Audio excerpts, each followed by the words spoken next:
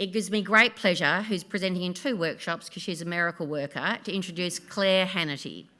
Claire works at Good Wolf, and the foundation has worked with Claire in a number of different ways.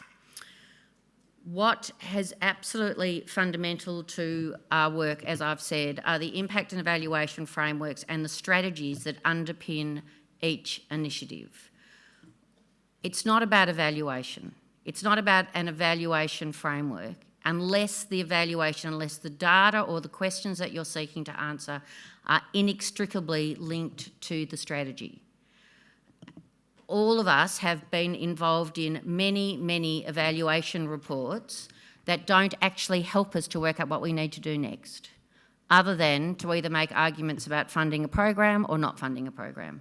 That's not really and ultimately the nexus between impact and evaluation.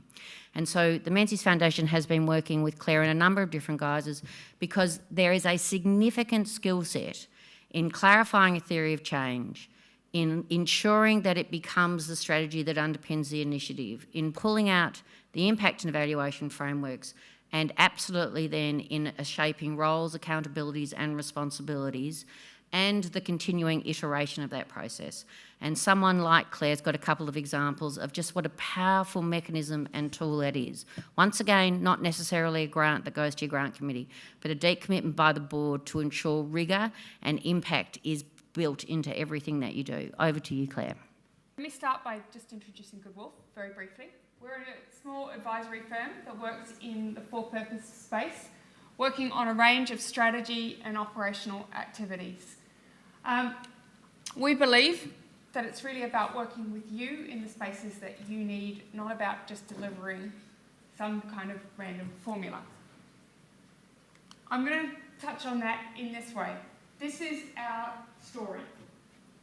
So a child is sitting around the campfire with their elders, sharing the story of 2 wolves. So we're back around the campfire with our elder and the child talking about the 2 wolves. And by now you've all read it on the slide, so let me just end with the story. So the story is about which wolf wins, and it's about the wolf you feed, whether it's the good wolf or the bad wolf. So for us, that colon at the end of good wolf is about the wolf that you feed.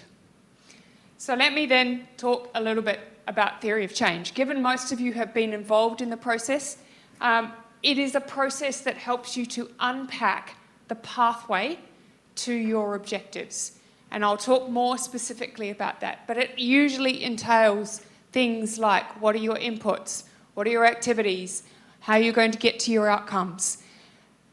For us at Good Wolf, we use this process very much, and there are 4 things that I'm going to talk about in a moment that we use in particular. But let me just unpack the pieces of the theory of change. So there's your goal. What's your objective? What are you trying to achieve? And it's not always just you. You may be contributing to a larger goal. A fundamental piece that often doesn't appear on your theory of change visualizations, but is critical to this, is why are you here? What's your role in this? Why now? What preconditions do you have to have before you can begin? Because if you don't understand your context and understand why you're doing this, your theory of change has no grounding in reality. And I have seen some very beautiful theory of changes that have no chance of being implemented. I never do this left to right, even though it looks like I do. I don't. We bounce around through this process because actually you need to. Otherwise, if you do it left to right, what you end up with is being constrained by where you are now. And if you go right to left, what you can easily end up with is that beautiful theory of change that actually isn't grounded in reality. So there are 3 things in this that I look to.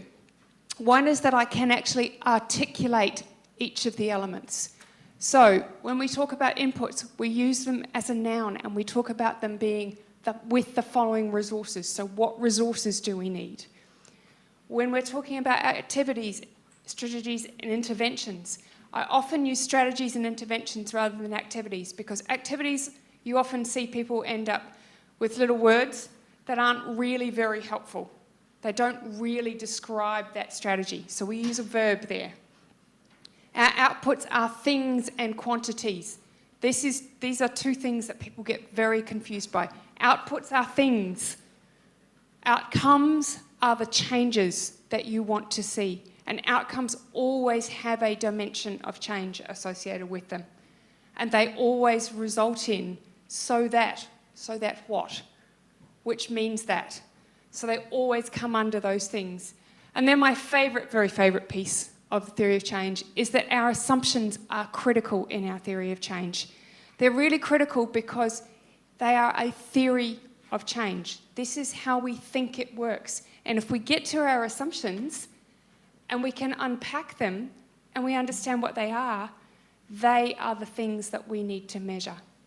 Because we are actually trying to prove or disprove whether our assumptions are correct.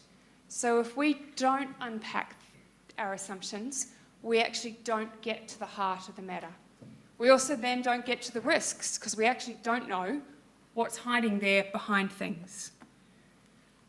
But often the process of getting to your theory of change is actually the most valuable piece of it. And that is because your theory of change should not be something you develop in a room in isolation. It needs to involve the team. It needs to involve the board. It needs to involve your stakeholders. Because if it's just your theory of change again and it has no grounding with others, then it isn't necessarily something you can implement. So where are your beneficiaries? Where are your stakeholders in your theory of change? The other piece that I like, particularly, and I'm just getting to my notes, just making sure I've told you all the things I was going to tell you. So, as I said before, the piece about the basis for implementation. I have seen a lot of theories of change that actually can't be implemented. So it needs to form a basis for what are the roles in your organisation that will take this forward? How will it take it forward? What are the processes? Can you still hear me? What are the processes? What are the systems? What are the policies that underpin this? And that's how you make your theory of change live. And it should be a living thing, because if you are unpacking and constantly searching through, are our assumptions correct? Have we proven or disproven? It needs to constantly live. And there's your difference between measuring just your outputs, which will always be a static thing. So you're going to measure outputs and you can say, well, we got 10 more than last year. But so what? What has changed as a result? And that is the question that theory of change really helps you to get to. So it's a helpful tool in terms of your strategy. It's a helpful tool in terms of your organisation and your process. And so it's one of the tools that is really, really valuable to utilise when you do a strategy process. And that's really where I wanted to go. Thank you. Claire's got to go back to our next workshop, but the question that I really want to leave you with is how many of you how many theories of change are you associated with that are dynamic versus static? How many theories of change are you working with that become the foundation or the underpinning for the work that you're doing? And how many philanthropists in the room are funding that process? First of all, are asking the people that they're working with how confident they are about their theory of change, how much latitude there's been given to a deeper interrogation of it, how much the theory of... I had the great misfortune the other day of doing some amazing work with Claire, and I had a follow-up meeting to say, well, you know, the theory of change was amazing, everybody agreed it was fabulous, and he said, oh, we haven't looked at it for 6 months. You know, it's a constant battle, but the bottom line is it's really about, you've got to fund it for it to happen properly. Do you know what I mean? You've got to allocate the time and the resource. You've got to get the right expert in the room that can tease out the intricacies of it, that can hold you to account, that can build on your theory of change. And I just, as I said, I just think that, my general sense of this is do less funding of programs and more and deeper funding of the foundations that sit within the things you're funding to really pivot yourself to impact and to evaluate.